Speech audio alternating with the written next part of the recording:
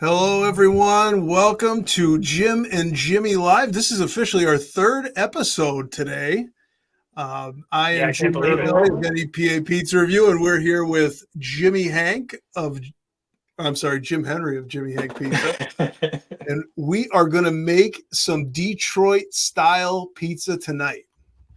Yeah, we're gonna try to do it live again. It's always a little bit nerve wracking doing pizzas live, so we'll see how it goes.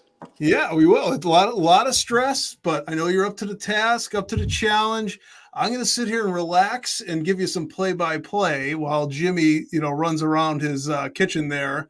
So you got the Ooni Volt heating up. How long have you been preheating that for? That's been, let's see, probably about a half hour. Yeah, Okay, 30 is minutes. it Yeah. already at peak time? About a half hour preheat, or is it Yeah, that's quicker pretty than that? standard. Yeah, we should be good. 30 minutes. Yep. Yeah, I Awesome. gotta check the temp here. We're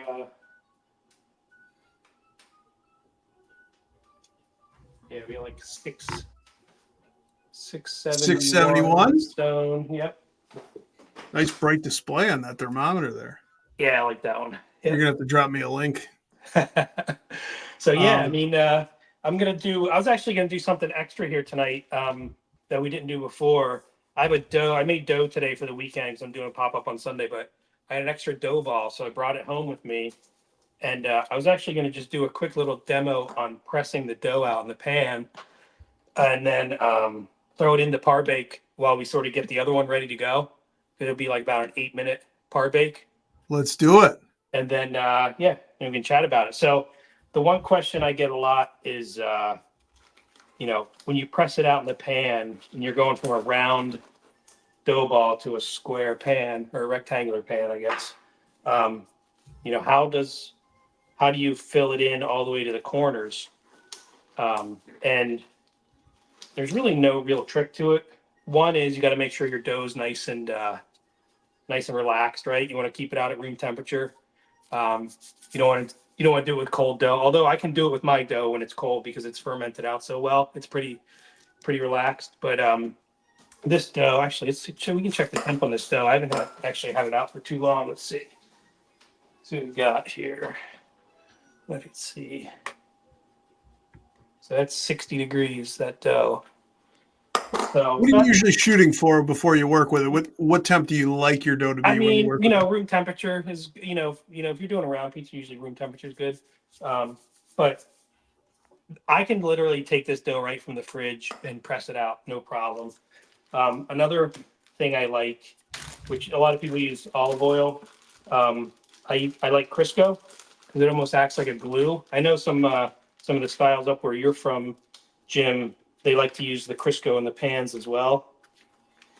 You But know, I'm a Crisco guy, and the life hack is the butter flavored Crisco, right? that's what this is. This is the Yeah. butterfly, and this is like the stick version. I have a big tub of it that I usually use, but this I keep a stick version of this around.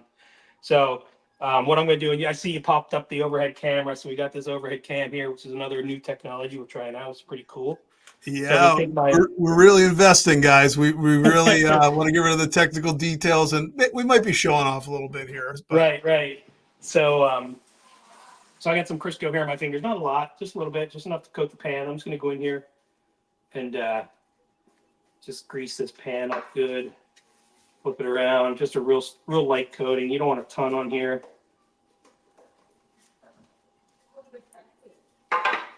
no, There's I, that. I And I like noticed. using gloves with Crisco just because this stuff is so sticky, and it's like just a pain in the butt to get off your fingers when it's um, if you're not gloved up. It's like it's like repellent to soap. I think like normal soap doesn't like it. Yeah, So I just keep hitting the Dawn dish detergent. right, It's exactly, yeah. not, So that's the only it takes reason I like had three washes to get it off, but that's the only um, reason I had the gloves on. So I'm going to take those off. Oh, it's Jeff said, do you go up the sides? Yeah, a little bit. I mean, just like the as much as the dough is going to fill the bottom. I don't go up the sides, very far. So anyway, I'm going to take this. We're going to take this dough. Bring it over here. Get it out of the tin. I notice you're being pretty gentle there with the dough, taking it out. Yeah, just trying not to like tear it, just so it all comes off smooth, right? Hmm. So now we got it in here, and I'm just gonna take a little tiny bit of olive oil just to put it on the top so it's not sticky on my fingers. If you still have the gloves on and you had a little bit of that residue from the Crisco, that would be good too. I just put a little bit of olive oil in here, and then I'm just gonna take my fingers and just kind of press it out gently and kind of try to keep it evenly. You want to try and keep the dough the same thickness all the way through. And just go right to the corners and see what that Crisco just goes right around. And then if I'm trying to do this quick, it's like 3 or 4 presses and you're done. You just go Hmm. like 1, 2, 3. That's it. So That's great. And I noticed now a lot of people that reach out to me ask about, well, the dough keeps shrinking. The dough keeps shrinking. A couple things that I noticed. First, if you're using cold dough, I mean, Jimmy's got a pretty solid formula ready to go. But if you're using cold dough or dough that's not relaxed enough and ready to go, it'll snap back. right. Now talk about the difference between olive oil in the pan and Crisco in the pan. Well, if you throw olive oil in there, it's going to tend to want to snap back just because it's so slippery. You know, the oil is not quite as tacky as the Crisco. That's one thing with the Crisco; it's a little bit tacky, so it will it will actually kind of act like a glue and hold it in place, which is kind of nice. And a So follow-up question on oil. Eddie asks, do you put any oil in the dough proofing tins? no, I don't. No, I usually just throw them right in. Uh, I don't know. What do you do, Jim? Do you throw oil in the proofing tins? No, I used to just because that's what we used to do in the pizzeria. But talking to Chef Gregorio, he said I got to get you to stop doing that because it just doesn't you don't gain much by it.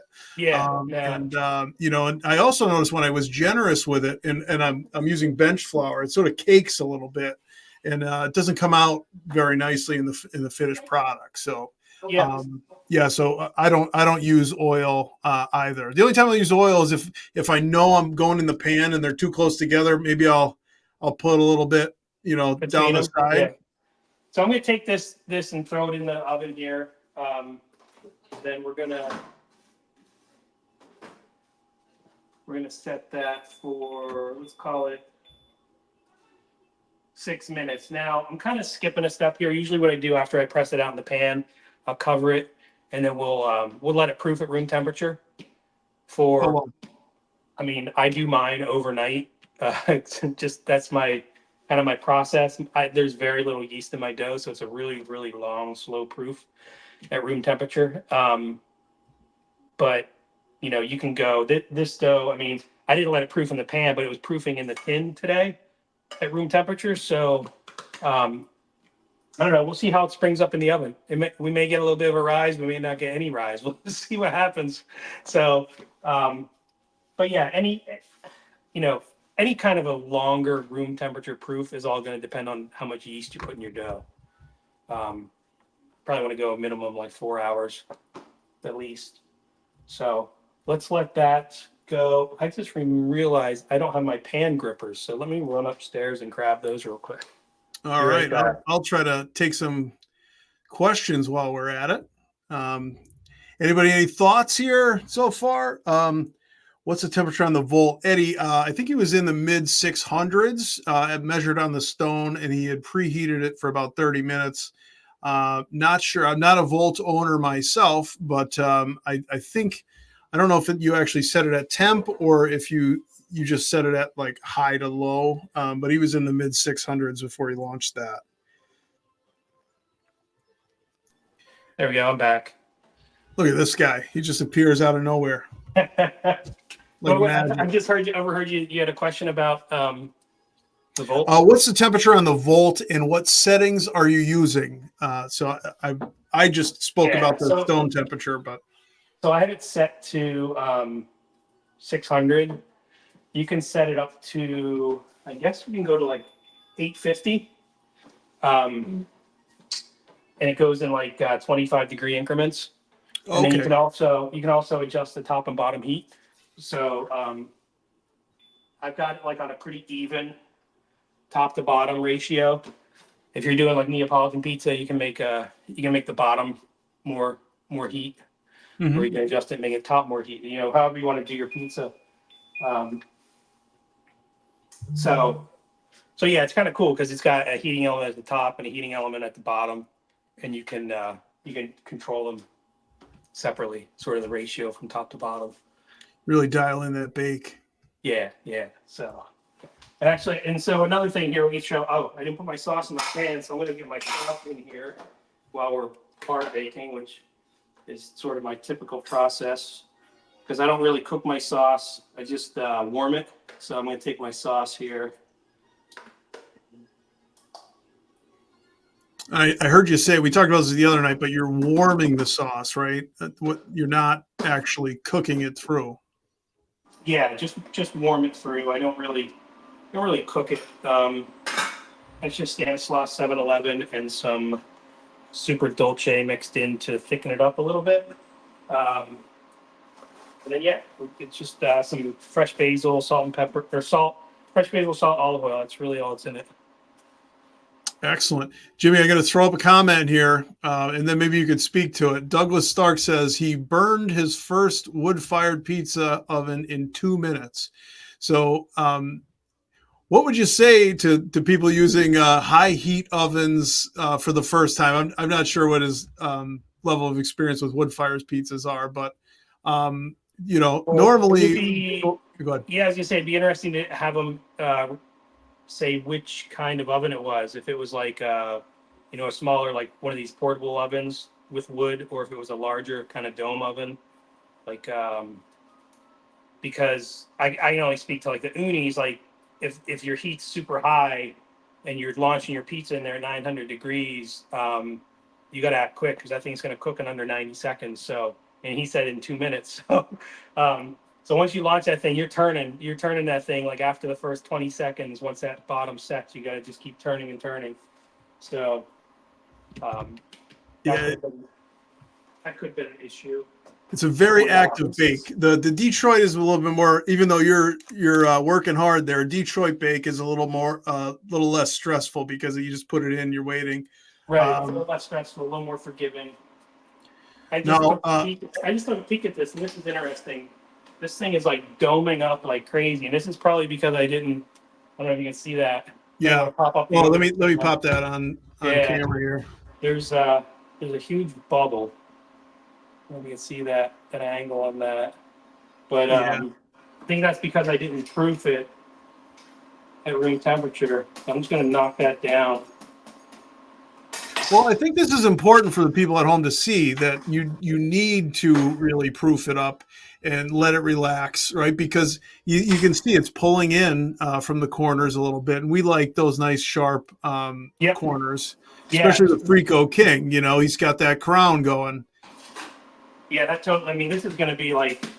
I'm gonna just pop this out here real quick because I think it might be done. Just judging on the. Whoops, Now, that's a finished. We call it. That's like a bare Parbake. Eddie's yeah. asking, do you ever Parbake with cheese on? So yeah, no, this is just dough.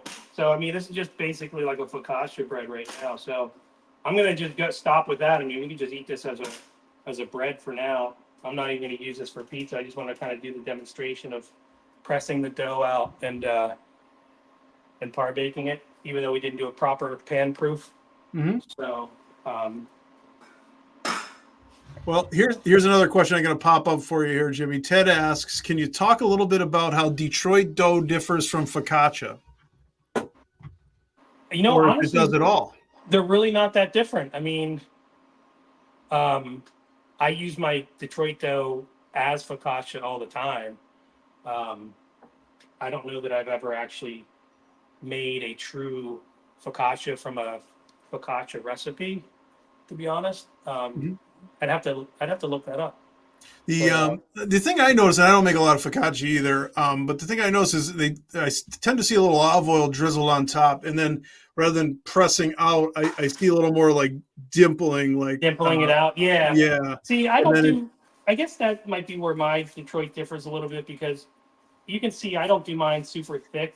If I was doing a focaccia, I'd probably do like double the amount of dough that I do for my Detroits. I just don't like my Detroit super bready, like super thick, just because like once you put the toppings and the sauce on there, um, it just gets too it's just too much, like too much of a bite. As the Uncle Frank just said, focaccia is more air inside. I mean, I would differ. I would beg to differ on that because I like my Detroit really airy. My Detroit's not like a traditional Detroit. That's more of a denser, tighter crumb. Mine is a more open, airy crumb like a focaccia. So um, focaccia higher hydration, that's true. But you can do Detroit at a high hydration as well. I mean, I know a lot of people do 75, 80% hydration on their Detroits. I do like 65% just because it's easier, and if I can ferment it slower, if it's a higher hydration, it'll ferment quicker. Um, so, oh, here's my timer going. So, um, so why don't we get into this one? Here's my Parbake, and I just throw this in the pan. Nothing, go to the overhead there, Jim. Mm-hmm. No Crisco, just dough in the pan, the Parbake in the pan. This is actually a frozen Parbake from a couple weeks ago that was left over that I didn't use. Wrapped it in plastic and froze it. Took it out a couple hours ago to thaw just on the countertop. And how are you getting open crumb with lower hydration? Long slow fermentation followed by a long pan proof at room temperature. That's how we do it. So, and actually, you know what, Pizza Russo, if you stick around, I have a one upstairs that is cut in half. That was some one that we use as focaccia. We just ate as a snack. That I can show you, and I can show you the open crumb, and you can see the open crumb on this one once we bake it up. So, anyway, so let me stir my sauce here. It's starting to bubble a little bit. All right. Any other questions before we go on? We Let's see. do. Pizza Russo, I think, was asking what pan that you're using, and I think that's important. That's an important question here, Jimmy. It is. It's a Lloyd pan. It's an 8x10 size. That's the size I like. Um, you can do a 10x14 also. I just kind of fell in love with this size just because it's so versatile, and you can, be a little bit more variety with your pizzas. Make a couple different topping combinations, and rather than just doing like one big pizza, do two of these and two different toppings, and everybody's happy. I like the variety too, and make it a bunch. And while you're doing that, Jeff asks, "Have you ever tried parbaking with the lids on in the oven?" Yeah, I know a lot of people do. They do that. I'm not really a fan of it because what it'll do, it blocks the heat from the top. So then you can see on mine how the top's a little bit brown here and there. That camera's a little bit washed out, but it's little brown spots where it's kind of baked up like golden in spots. That's the way I like to see mine. If you throw the lid on there, it's not going to brown up too much, if at all, because you're basically going to block the heat, but it's also going to trap the steam. So you might get a little bit more of a rise if you do that. I just never really got into it. I tried it a few times, and this is the process I like, so I stuck with it. So I'm just going to throw my cheese in here, press it in against the sides, just to ensure that it's going to kind of stay there when it melts and go down along the side. We're going to get our nice Frico edge.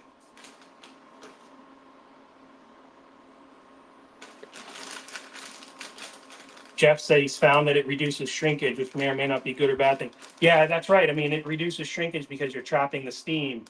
That's what causes the shrinkage. When you're baking, cooks. You're cooking the moisture out of the product, so you're cooking the moisture out of the bread, which in turn is going to shrink it. So the other thing to avoid the shrinkage is not baking it as long because you're not going to bake that out of the base. So there's a couple different ways. If you don't want the shrinkage, I like it to shrink a little bit, just because then you get the cheese that goes down between the pan and the dough. Just like a couple millimeters of gap is good. It's kind of optimal. You can get away with more, but then you risk your Frico sort of collapsing on you and not having enough strength. So my son requested a plain cheese pizza, so I'm not going to put pepperoni in this. I was going to, but he just got back from basketball practice and he said, "Can you do a plain?" And so I was like, "Sure." So this pizza is going to be for him.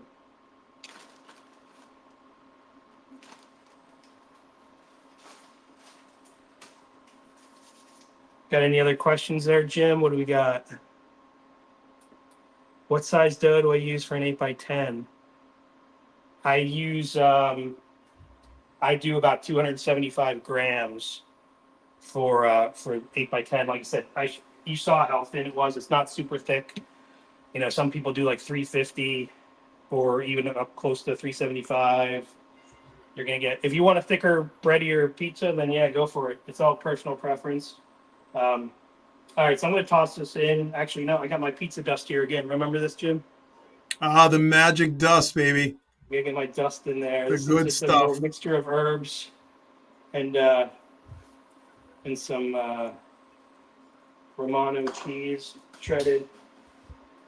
Turn my sauce down so you can hear it bubbling. I may actually just turn it off and let it sit for a bit. So, okay, so there, you can see that on our overhead. That's a little bit of a better view. It's not quite as washed out up there. It looks great. Now, here's a relevant question before you do that. Rick asks, why don't you use sauce while baking? So that's another thing. You can sauce if you want to.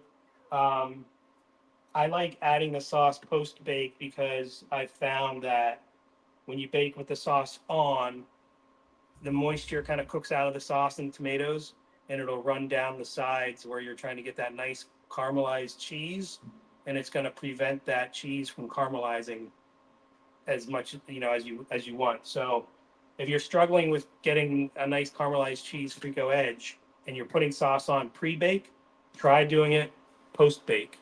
And I know Rick Fell. Come on, man, you know that question. I know Rick Pell. He might be a different Rick. No, Rick, Peil, not Fell. Oh, I thought it was Ricky Fell. I was like, come on, Rick. Yeah, I was like, thinking the same thing when you said that. But yeah, Rick, So, that's it's definitely just personal preference. I do yeah, think in Detroit they yeah. do bake it on. I did actually collaborate with Buddy's Pizza out of Detroit at one point, and they send you very specific instructions on how the pizza is to be made, and their sauce is to be put on ahead of time and baked Mhm. on top. But we have another relevant question before you go on. Ted asks if he was in Detroit, they'd be using brick cheese, correct? Yes. So, yeah. And I've used brick cheese before. It's really tough to get around here. I don't know where you are, Ted, if you're in, Pennsylvania, Northeast PA, or where you are. I'm in Southeast PA. It's tough to get anywhere outside of the Midwest. You can get it shipped, but it's super expensive. I've found the product that I like is Grande's Italian blend of low moisture mozzarella, um, white cheddar, and provolone. It's really good. It just, you'll see when this comes out, you'll see what it looks like. I love it. It's got a great flavor. It's a good product. I've been using that one for a while now. So I think it's a really good substitute for the brick cheese. I think it comes out just as good, if not better. Um, but you'll see. I'm gonna pop this in. So the oven's ready. Where it's like 600 degrees. Let's throw this in. I'm gonna set the timer for 10 minutes, and then I might check it at like 8 to see how we're doing, and go from there. We had a little insights come in from Eddie's Pizza 412 on Instagram. He thinks that you really get to taste the sauce when you put it on post bake.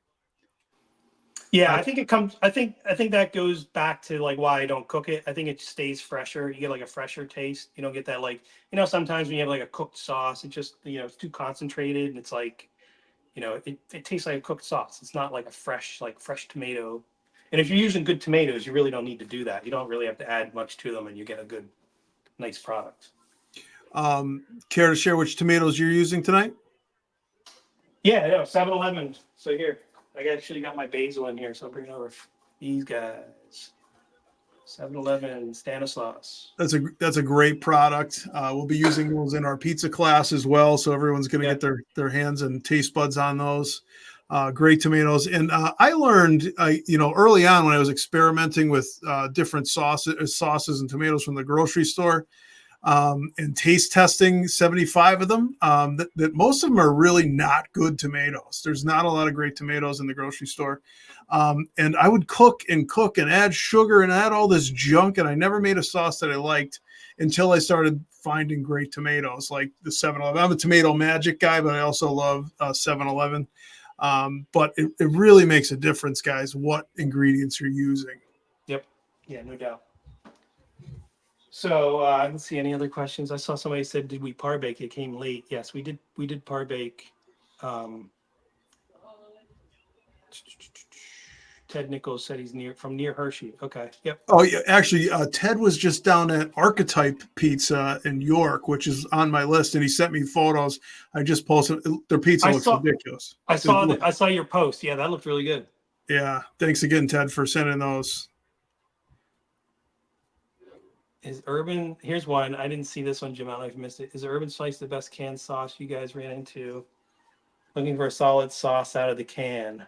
I could take this one because I have taste tested this in, I think, close to 80 pizza sauces. Mm-hmm.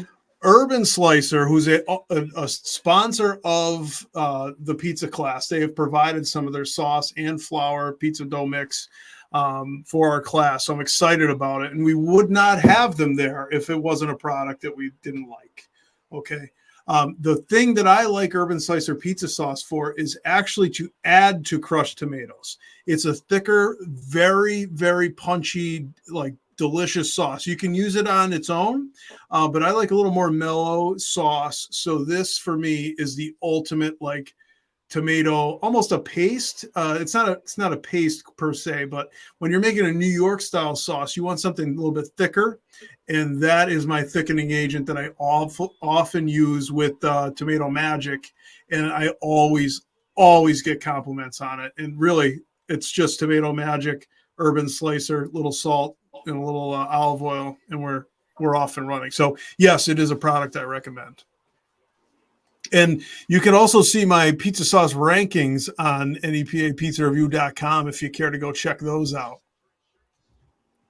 Yeah, you said what, like 80? You tried 80 different ones? It's crazy, man. Yeah, and I still have like half a dozen in the pantry to get to. It's just, I'd rather be doing this tonight than reviewing pizza sauce because this is a lot of fun. I'm having a blast with this. Right. Let's see. And he did. I just go back there. He mentioned Don Pempino.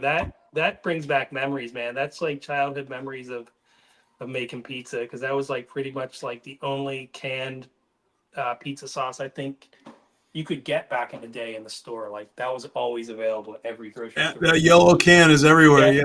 Those Jersey tomatoes, and it's just so reliable and versatile. Is it the best in the world? It's not, but it's, you can customize it to your liking. One of the most popular, like people's favorite recipe that I give out is NEPA. We like our sweet sauces up here.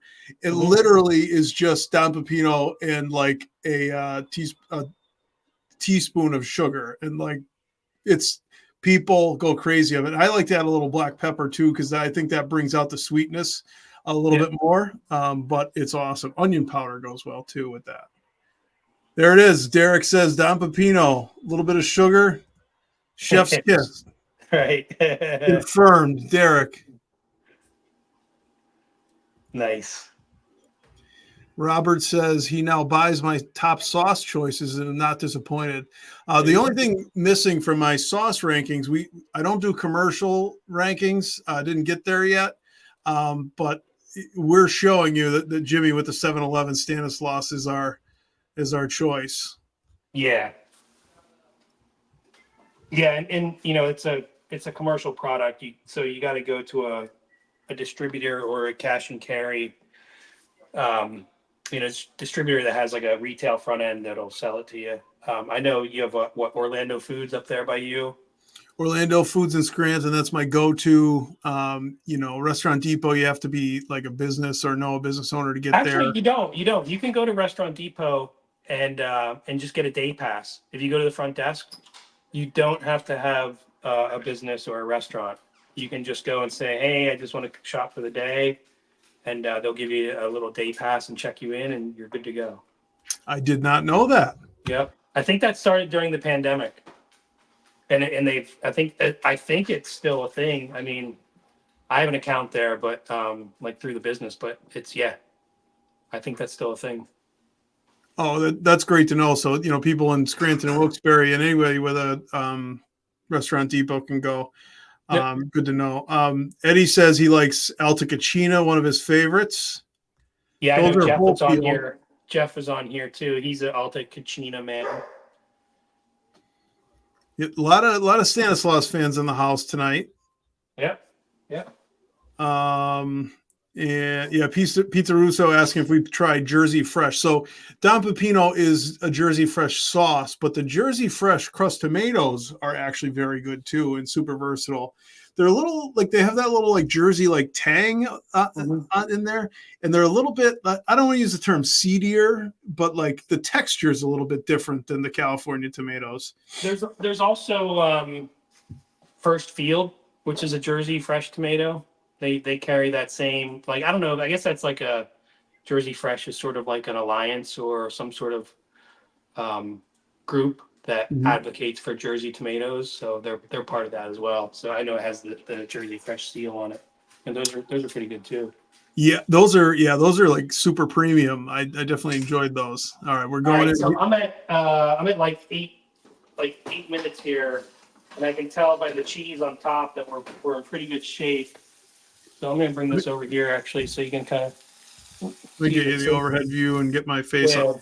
You can get the sound better too if I put it near my mic here. Hold on the overhead. You hold it up closer to the camera. You see that cheese bubbling, and you can see the Frico up against the side of the pan. So we're just gonna let this rest here. One key is you want to let this thing settle down a little bit before you take it out of the pan. So let this cheese cool down. Let it stop bubbling. Usually takes about 2 or 3 minutes. Just keep an eye on it. See how I can already see it. I don't know if you can see it on the. Oh, Jim got rid of the overhead cam. Let me flip that back up. Yeah, you can definitely hear that it's not sizzling anymore. See, it's still bubbling a little bit, but it's not nearly as much as when it came right out of the oven. Let's see, Little Caesar's cheesy bread. Yeah, it's basically what it looks like, right? There's nothing on it yet. It's just a cheese pizza for my son. If I was doing pepperoni, there'd be pepperoni on here that's cooked. But yeah, that's basically cheesy bread right now. And you could eat it like this, and you'd be totally happy with it, right? Absolutely. Especially those corners, the most delicious bite in sports, as I always say. Freddie the Pizza Man says hello. Thanks for checking in, Freddie. Oh, nice. What's up, Freddie? Sorry I didn't make it out to the One Bite Festival. I would have loved to meet you out there, but had something going on that day. I couldn't get out. It was just an incredible experience. I would like who gets excited about like getting out of the car at 7 or 8 in the morning and working until 10 at night. But it was just incredible. I didn't sit down for that entire time. And we made a ton of pieces. And it was just incredible working with Freddie and the team up there. See, Ricky Peel has another question. Is Grande available in retail stores? No, we were just talking about that real quick. If you, my timer's going off. That was my 10-minute timer that I pulled it out at 8 minutes and I forgot to turn my timer off.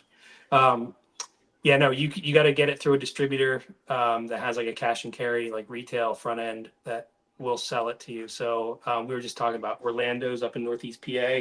I know you said you were out near Harrisburg. I don't know, or Hershey. I'm not quite sure what's out that way. Or was that the other? That was the other gentleman. So yeah, if you have look for a distributor. I mean, ask your local pizza guy if you see him using Grande, just ask him who he uses as his distributor, and then give them a call and see if they'll sell it to you. Most of them will. I mean, I think during the pandemic, a lot of these guys like pivoted and were helping, trying to sell product however they could, and it's kind of stuck.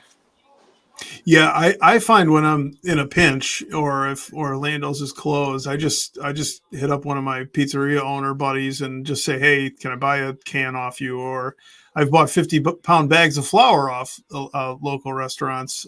So, asking nicely and not doing it on like a Friday night, Right. maybe Yeah. a Tuesday, after lunch Yeah. would be a good time to approach them.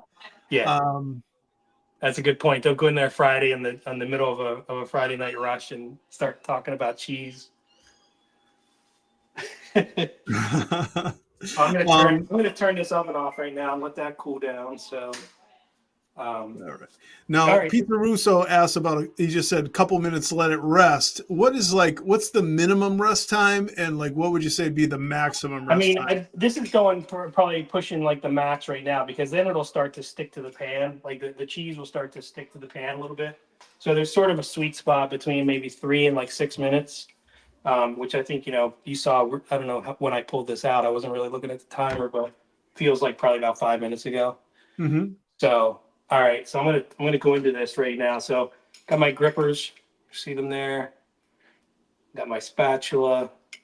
So what I like to do is I like to grab it from the opposite side from where I'm going to go in with the spatula, and then I'm just going to kind of leverage against the pan. Like I'm literally like pushing against the pan with this thing, and then holding the pan with the grippers, and I'm just going to slide it right down in, and then bring it across, and then you just turn it. And I always, I'm right-handed, so I'm always working on my right side, and I just turn the pan to the side that I'm going to work against. Jimmy, you're working pretty hard. I maybe it's time for a little product placement there. I noticed that's a pretty cool spatula you have. Yeah, man, that's the signature. See if I can get it. I gotta wipe it off here because I got stuff all over it. So that's the signature spatula. You can see it in the light. It's got the logo from Atlas Steel. You can order them from Atlas's website. And if you use, I believe my code is Frico King. If you use the code Frico King, you get like 10% off. So Now, it's not just because we're friends I'm going to say good things about it, but like there are a lot of spatulas and people use putty knives, like scrapers and things like that. But Jimmy's like thoughtfully designed the perfect proportions and this like razor sharp edge to get behind that Frico and underneath the crust without burning your knuckles. And, yeah. just it really is thoughtfully put together to his specs. So I'm gonna pull this out here while you're talking. I'm actually struggling to get under this. This one's a little soft. I don't know.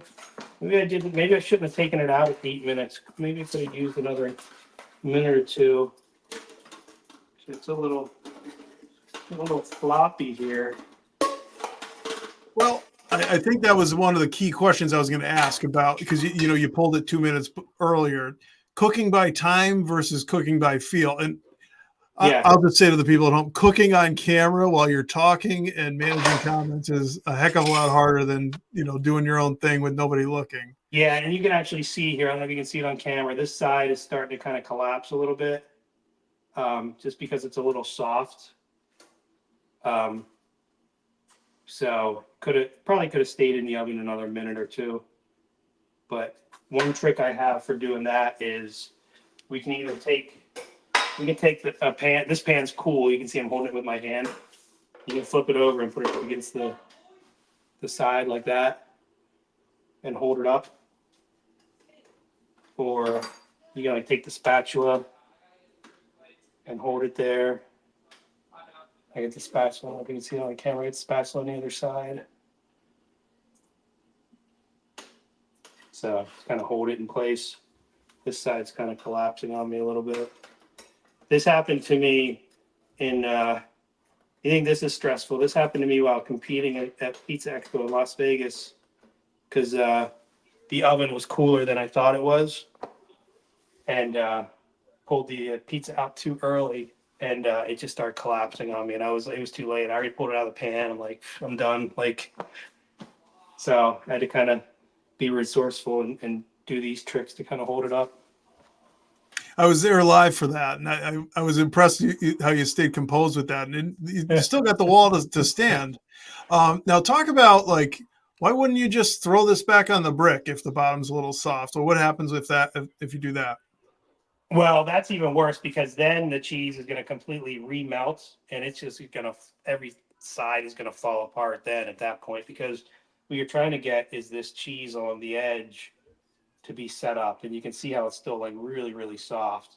It just didn't cook through enough. Like the outer edge is caramelized, but like further in it's still super soft. So it just didn't let the heat penetrate through enough to like cook all the way through. So which is just should have gone longer, more time.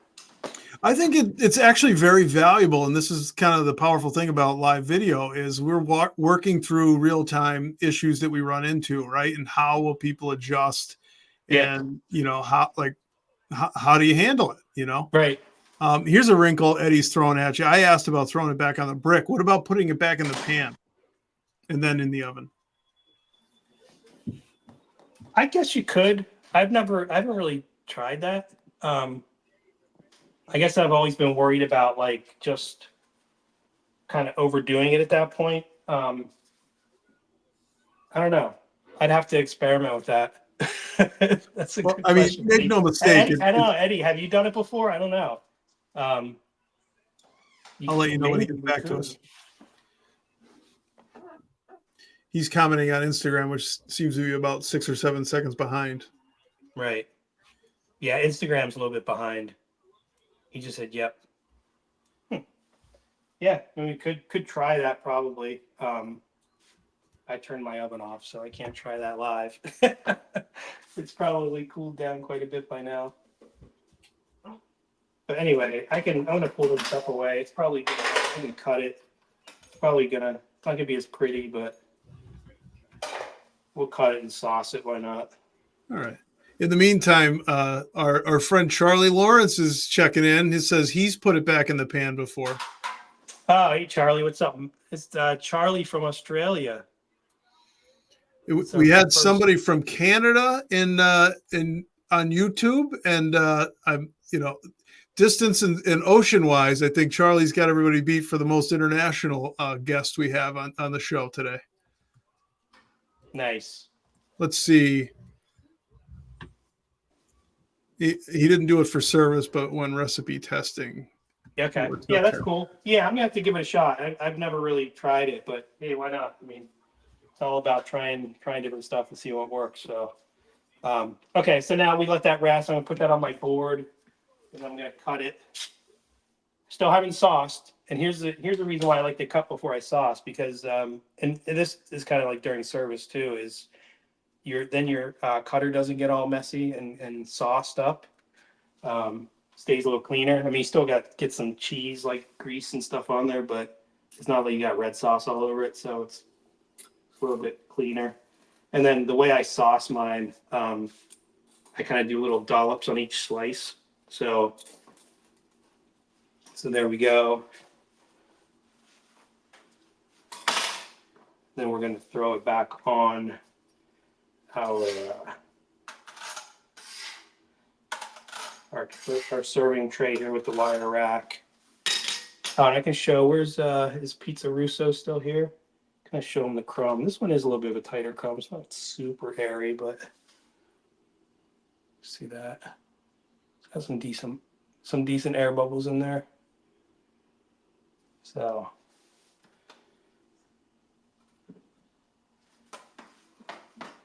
let's slide this back over here under our overhead. Our sauce.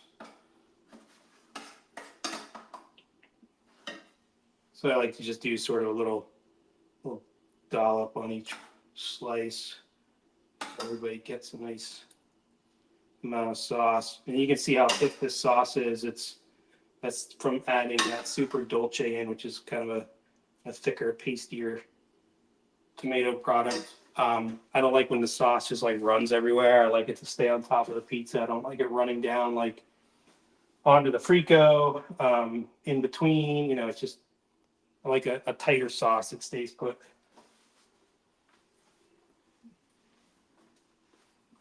What are your thoughts on that, Jim? I like the presentation, and you definitely, I've ruined pizzas before when I just use tomato, like just crushed tomatoes, because the Yeah, water content comes out, exactly. especially if you bake it on the pizza, right? It just runs down the side, and you'll never establish that frico, or you're going to be Yep. boiling the crust from underneath with acidic water. Right. It just doesn't come out nicely. Oh, Jeff said he wants to see the bottom. That might be tough now that I put the sauce on. You should have asked me before I put the sauce on. I don't know if I can see here. Oh, let me. There we go. You can kind of see it there. Nice See that? bottom, nice bottom. Nice golden brown. You catch that, Jeff? Yeah, he did. He did it on purpose. He wanted him to see the bottom after I sauced it. I knew it. All right, so I'm gonna hit with some pecorino romano, freshly grated right on top.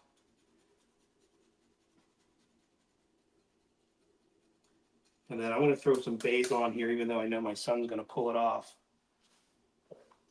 I like the presentation with the nice fresh basil leaves on there. Charlie says he's actually panning up a dough batch this morning while watching. That's right. He's in Australia. So what is it, like 10 a.m., 11 a.m. there? There's like 14 hours ahead, I think. So he's getting ready for his day over there. Friday, he's getting ready for his Friday rush probably. So there's our basil leaves.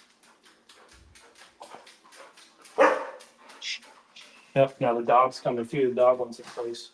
I don't know if he caught the bark in the background. They're making tickets. Here. Let's grab plates. You want a corner? I'll take. You want two? 30. All right. Give me one. Karen wants one too. The Frico Prince. Karen, you want to come say hi? There he is. Get in there.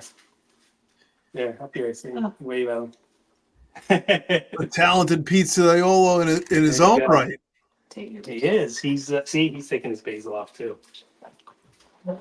Yeah, he's the finisher. He likes to do the sauce and pecorino and basil, or the basil at the end. He's the finisher. How is it? Really good. Good, good, sweet. Yeah, good as always. There you go. We have some excellent questions rolling in here, Jimmy. I'm just gonna fire away. Fire 'em Ted off. Nichols asked for suggestions for the best way to reheat Detroit. He likes the air fryer method, but sauce normally dries out. I've started to ask for a side of sauce for putting it on after. Well, that's a pro move. I have very strong feelings about this, but I'll let you take this one first. I like so my favorite way, and that was a really good pro move that you said about ordering the extra sauce, because he's right. Like if I take this and I'm probably not going to finish it, maybe the boys are going to finish it tonight. I'm not gonna finish If I had some left over, I would probably tomorrow, if I was going to eat it for lunch, I like to use a pizza screen and throw the slice on a pizza screen and put it in the oven, just at like 350, just enough to heat it through. If you go too long, it's gonna start to collapse the Frico, like we were talking about before. Like if you go to reheat it, then the cheese starts to sort of remelt and it starts to sort of start pulling away, and you're gonna end up with a mess. But the other reason I like the pizza screen is because you get some good airflow. So you're not just putting it on like a pan where it's gonna sit and like cook on a cold pan. It's not gonna get crispy. If you have it on a pizza screen, you get that airflow and it's gonna crisp it back up pretty nice. So that's my You're a go-to pizza for. screen guy. All right. So my approach is a lot different. So assuming that you took the Detroit and you put it in the fridge, wrapped it in saran wrap or whatever, for a thick pizza like a Detroit, I would say I'm going to put it in the microwave for 30 seconds to soften it up and get that interior temperature up and to minimize the time of reheat. And then I like the frying pan method, right? So medium heat. I know people put ice cubes and all this other stuff in it, but I don't do the ice cubes. I do medium heat, put the crust right on, and then the lid over the top. And I think that kind of replicates how the pizza originally bakes from the stone up, and with the radiant heat sort of circulating over the top. So that's. But I think we're talking about similar concepts. But that airflow is really key in your method. So I definitely agree there. Yeah, I mean, airflow plays a huge part, like in a lot of it, because I mean that's why I use like the wire racks on a sheet pan. This is how I serve them, because you're constantly getting airflow. You're not getting that bottom sitting and the moisture condensating on it, and then it starts to get soft. You always have airflow. The bottom's gonna stay crispy. So it's something to really think about throughout the whole process. Now, probably the most important comment we have of the night here, Jeff from Staglio Pizza says, Curran does a great job. So, and I've seen your work. Firsthand, you do a great job, buddy. So congrats on He's witnessed it firsthand. Yeah. What else we got here? Here we go. We're going into anchovies on pizza. I like this question better than the tired pineapples on pizza argument, because like that's been overdone. Yeah. But people have a really visceral reaction to anchovies on pizza. I happen to like them, not a lot, but I think anchovies, when you don't even recognize they're in the sauce, can be incredible. I remember I was at Bar Pazzo in Scranton, and Chef Tabone made this pizza with it was like a sauce on top, tomato Sicilian type. The name escapes me, and I don't think I could pronounce it quite properly if I did. But he like sauteed and dissolved anchovies in the sauce, and didn't taste fishy in the slightest. But oh my goodness, it was unbelievable. That's the best example of anchovies on pizza I can think of, and it really elevated it. And, well, you get that umami flavor, right? Like that's what it is. Like you said, cooking them down and sort of dissolving them into the sauce. I think that's probably the best way to incorporate it, to get that flavor without the fishy, the crazy fishiness. Yeah, I think that's where it gets a bad rap, because most pizzerias, when you order anchovies, they're just literally dropping them on top of the pizza there, and it's just not pleasant to bite into. You can see bones on some of them. It's just not a pleasant experience. So I do like it in the sauce. I think Rob agrees. He likes anchovies, onions, and olives. Going back to your reheat question, Palermo's. They're out in Lake Ariel. He said I do the microwave 30 seconds in cast iron pan with lid, so that's similar to what you were talking about. Cast iron's nice because it holds that heat. Let's see. Back in my early days, if one ordered anchovies, many pizzerias had you pick it up. No delivery. Interesting. Didn't that come? Wasn't there like a movie? I think it was like Loverboy or something, that if you ordered the anchovies or extra anchovies, it meant something. That was the code. Yeah. Yeah. Maybe that's where that came from, Robert. All right. So now we're talking about pickles on pizza. Pickles. Yes. Yes. Yes. We love pickles on pizza. Yeah. Talk about your first time you ever tried it. What were your expectations, and how did that differ from how you felt about it after? I mean, the first time I tried it was one that I made myself, and I love pickles, so I knew I was gonna like it. I love pickles. I did like a pickle bacon ranch that was really good. And then like the smash burger pizza with pickles on it, just sort of like a burger pizza with pickles. Big Mac, a Big Mac pizza, basically like a Big Mac on a pizza. So fresh onions, Dill pickles. Yeah, it's got to be dill pickles.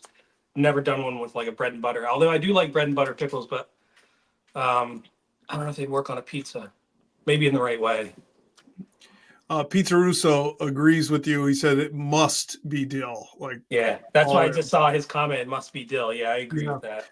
100%. I still remember my first time. So I'm like a guy where if something's like in vogue, I'm like not interested. You know what I mean? Like I don't chase fads. And I was like, this is a fad. And this was like, I don't know, it was pre-COVID. It was like 5, 6, 7 years ago when pickle pizza started becoming a thing up my way. Yeah. And the place Nina's in my hometown here was started to make it. And everyone's like, go try it. And I remember setting up the camera, getting ready to do like gross face, right? And like, oh geez, I only got one slice because I was certain I wasn't gonna like it, you know. So I bring it home, and I was actually in the basement here. And I remember it vividly where I am now, and I have the camera aimed at me, and I'm getting ready to not even post it because it's gonna be bad, right? And I remember biting into it, and I was like, did not expect that. Like, didn't expect, because the pickle took on like a more mellow flavor. I thought it was going to be like slimy, and like it just worked. It worked, and it works well. I do prefer them as like a finishing, like not baked on the pizza, but that was still really good cooked on. How about, wait a second here, pepperoni and pickles? I just saw that comment. That's one combination I have not tried, and I'm not quite sure how I feel about it. Why have I not tried that? I mean, talking like pepperoni and jalapenos are good, or pickled jalapenos. So why not? I mean, yeah, probably work. Did you see Pizza Russo? But He said bread and butter pickles are savage. Yeah. I don't know. I'm gonna have to try the pepperoni and pickles. That's fried pickles brings it up a notch. Yes, fried pickles bring everything up a notch. Love the fried pickles. Yeah. I just pickles. Hold on. Got another one. Anyone ever shredded the pickles along with the cheese and baked together? No, but I have. Have you seen? Maybe you've seen these, Robert. The pickles, the Grillo Dillos, that are very popular right now. You can get them in Costco.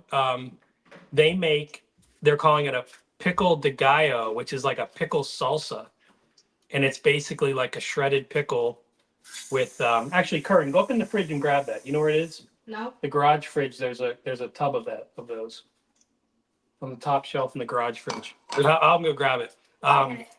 Yeah, it's really it's awesome. It's like this pickle mixture. It's like really like finely shredded pickles.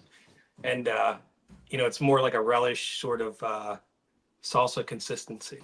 And I bought it specifically to try it on a pizza, but I haven't done it yet. So yeah. Charlie is launching his Big Smack pizza today. Dill pickles for the win. So there you go. Yeah. So yeah, be on the lookout on Facebook on Charlie Lawrence. If you're in any of the Detroit style pizza groups on Facebook, Charlie posts on there a bunch. Makes some beautiful pizzas. That's a good question. What are some of the groups that you are in on Facebook? What are like the main ones? Here we go. There you go. Interesting. I'll have to find that. Pickle de gallo. That's super cool. So let me turn it around. You can kind of see the consistency there. See how it's like little shredded pieces of pickle, and there's some other like peppers and stuff in there. Stuff's awesome. That is super. I've never heard of that. I learned something here tonight. Current's getting some current one. He's actually here. He's getting a chip. I can. What? Are they all crumbs? They're all broken. We're gonna scoop some out so you can see what it looks like. Here, I got it. Robert says he's gonna give it a shot next time he's at Costco. It's like Grillos. I feel left out. I don't have a Costco up by me. Oh man, yeah. So here. Oh. Let's see. It's not gonna focus. There it is. Good stuff. So good. All right, we'll take it over here then. now current snacking after he had his pizza. Love it. Love it. Gotta have that midnight snack. Yeah. Let's see. What Hey, else we have got? another weird pizza. I do. Pumpkin pizza. Like pumpkin Yeah, pie? You know what? I did a pumpkin pizza for my dog's birthday, the Okay. first when she turned 1, because I guess pumpkin's really good for dogs. Hmm. And I did like a pumpkin puree, just on a crust, and I think sweet potatoes too. It was like pumpkin and sweet potatoes or something. Sweet potato. And she loved it. She's the whole thing.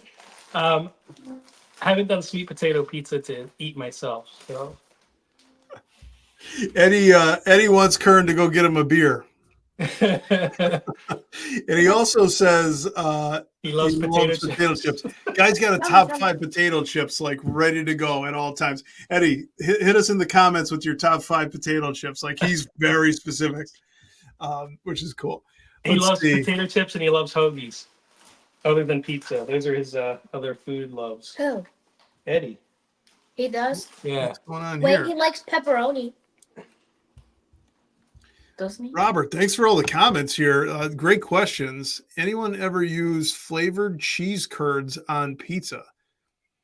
I can't say I have. I bought cheese curd from Caputo Brothers down in was that Lancaster area, York, something like that. And they were in the freezer, and my freezer died, and I lost them, so I never got the chance to pull my own mozzarella. But I don't think he's really talking about that type of curd. Yeah, I think he's talking about like the like the cheese curds you get with like a poutine, But now that I'm not done with it. I'm not sure about flavored cheese curds. Like what types of flavors are we talking here? We got to go. Because I'm not sure I'm familiar with that. I'm sure he'll come back to us. Let's see. Eddie says Utz Russet's potato chips and Martin's waffle style barbecue are his top 2. Trader Joe's has everything bagel chips, but I tried Martin's waffle barbecue chips on Eddie's recommendation, and they just blew my mind. Like they're fantastic. Oh yeah, Martin's waffle barbecue. Yeah, those are awesome. Incredible. Yep. Incredible. Yeah, they're really, really good. Dad, when are we gonna meet, Eddie? I think those are only a Pennsylvania thing too. Like if you're from outside the area, I don't think you can get Martin's potato chips. I didn't realize that they were local, like Middlesworth. I guess we have quite a few local brands here then. Yeah, they are. Yeah, exactly. It's kind of like Middlesworth. Like you can't get those outside of PA. So I'm just gonna clean up my sauce and stuff. Can you open this? While we talk. All right, so Jimmy, we're coming up on an hour now. I wanted to do something here, and I know you've been working on this constantly, and this is probably the first, but this is the first time you're going to see it in print. We have the first copy, one of our recipe book and pizza guide for the master class here. So we've been working on this hard. Really excited about this. And so we're going to take a quick peek. What do we end up with? Like 30 about 30 pages. Yeah, that's our class manual. Your light's kind of washing it out, but yeah, you can flip through it quick. Yeah, we got like an outline of the class and a lot of good information in here. Some recipes, sauce recipes, dough recipes. Because we're going to be doing the New York style and Detroit style. Let me throw the banner up there. New York style and Detroit style pizza class at Lackawanna College on October 5th. So there's a couple tickets left, I believe. Yep, there are a few tickets left. You can go to Jim's website, NEPA Pizza Review, and I think he's got a splash screen that pops up with a link to the tickets right there. Mm-hmm. So I'm so stoked. Like, I mean, we've put a lot, and I think I'm flipping through just to show like the amount of time and effort we're putting into this. Like, it's just pretty cool to see this like finished product here. And here's an important one that I just wanted to kind of stop on for a second. If we could here, everything's backwards to me, but if you could just kind of mention our sponsors who are. Yeah, so we have a page here just dedicated to our partners, giving them thanks. So we got Lloyd Pans, who donated pans for our swag bag, Grande Cheese, who's taking care of us with the cheese for the class, Atlas Steel, who donated the spatulas. And then we have Stanislaus Tomatoes, obviously the tomatoes that we're using. They donated a couple cans of tomatoes. Hormel Pepperoni, which I believe there's going to be some bags of the cup and char going in each one of the swag bags, as well as the pepperoni we're using in class. That's correct. And- The Pizza Fellas, they donated the flour, the tomatoes, and a bunch of other things to make sure that we were well stocked up here. You got AR's hot honey. We got a bottle of hot honey going in the swag bag. Urban Slicer, which donated. We have a dough mix and a can of sauce, I believe. Right? Did they donate anything else, or is that what we got? The mix and the sauce, yes. Yep. Which their dough mix is actually really, really good. I mean, of course, Jim and I are proponents of making your own dough because we love to do it. But sometimes people don't want to make their own dough and they want a quick, easy option. And that's probably one of the best ones out there. And you get a pretty good product with it. Mm-hmm. And then we got Corto olive oil. We've got a nice bottle, which I can grab mine. It's we got a 500 milliliter bottle of the best olive oil that you can buy. Can't get this in the store. This is, you got to order it online, or Amazon carries it, but really, really good California olive oil, uber fresh. Once you taste this, you will not want to use the crappy olive oil you get in your grocery store. So there's one bottle of this in every bag. This is like a $25 bottle of olive oil, 30 maybe with shipping, but so yeah, really good stuff. And then we got Northeast Eagle. They're the Distributors kind of for- presenting sponsor. They're providing some refreshments that adults may enjoy during it. Now we're going to be working hard, so it's not exactly a beer bash, so to speak, but we will have some refreshments available in an open bar. So really just grateful to all those sponsors to making this happen and giving the best experience to people and stuff to take home. We did get a few more questions here.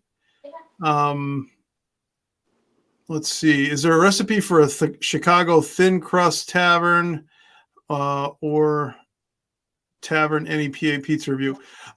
In our book right now is New York and Detroit. We wanted to start that way. We thought the New York style pizza was a great gateway. The dough is versatile. You can use it for many styles, and all the skills you will learn in the New York style are transportable to other styles. And then we wanted to show you a pan pizza, which is a different process. Similar dough, but we also wanted to show you how to use a pre-ferment, and Jimmy's going to show you, I believe, a poolish. So we really wanted to vary it, and then there's questions about virtual classes and other things, and I think people may be able to infer from our investment in this platform and what we're doing tonight that we may have some other plans on the horizon. Yeah. But sure. Our focus right now is exclusively on this in-person class and giving the best possible experience we can to this very small group who is coming. And we're really excited about it. Yeah. Yeah, and the space is really cool. I mean, it's a full teaching kitchen at Lackawanna College and their culinary school. So, we have basically anything we need at our disposal to teach with. So, I mean, if we're not going to be, we're going to be making dough in the class, but all the students are not. It's going to be more of a demo for the dough part of it, just because of, we want to cover so much in this one, but it might be something for a future class where we actually do a deep dive into making dough and the whole process that goes behind it, because that can just be a class in and of itself. But this place is outfitted like with 12 mixers, like everybody could literally have their own mixer in front of them. and we can do like a crazy detailed dough class, which is one of our ideas as well. Yeah, and we're really excited. I also want to talk about why we're so passionate about this. Besides, sharing, how to make pizza with people and that lifetime experience, but the proceeds, all the proceeds, go to the students of the college, and it's a great cause. We're investing in the future chefs of America and future, just folks running restaurants and entrepreneurs. Really excited to do this with the college for such a great cause. Absolutely. Pizza Russo said he'll fly up for a dough class. There you go. Where are you at, Pizza Russo? I don't know if I caught that earlier. Let's see, either in the book or on your website. Oh, that's John Bingham asking about the crust. Yeah, so my website doesn't have a tavern style. For tavern style, I actually recommend the Pizza Bible by Tony Jimmyhank. I mean, you cannot beat the recipes in that book. Yeah, show it, Jimmy. Yeah, there you go. That's the one. This is the book that got me started. This covers every style. I mean, there's like I can show you. Actually, Tony signed this one for me too, so which is cool. This is my signed copy. I have another copy of it too, but this one's special. So, this is the table of contents, and there is like, I don't know. There's got to be like 50 styles in here. So yeah. So you probably won't find me writing a New York or a tavern crust pizza, because like Tony's already put out the best I can find.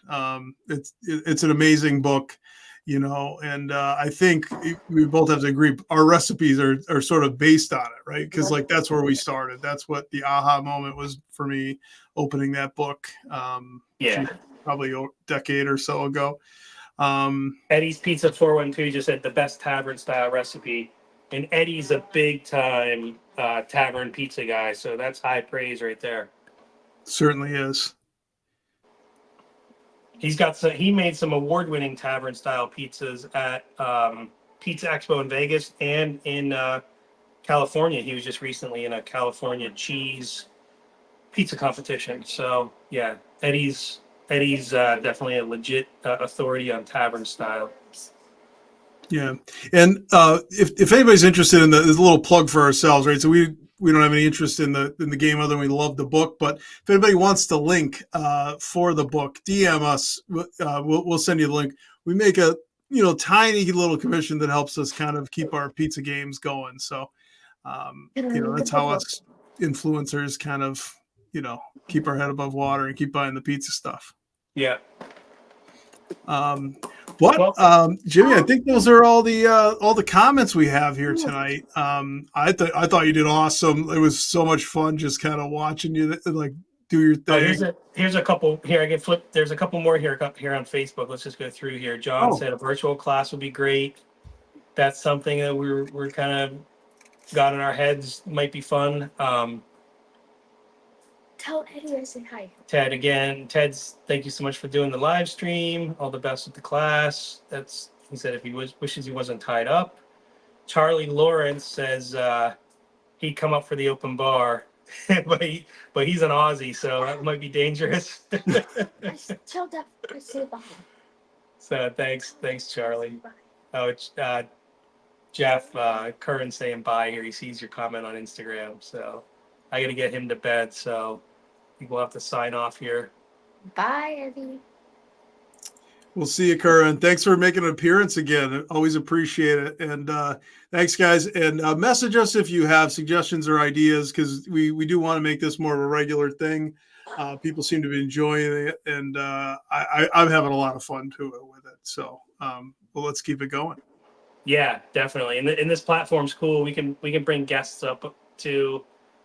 Which we're toying around with a little bit. I don't know if anybody caught our live the other day. We had Eddie's Pizza 412 came up and came on camera and chatted with us just to test it out, and that was a lot of fun. So we're gonna mess around with that feature a little bit more. Oh, Eddie.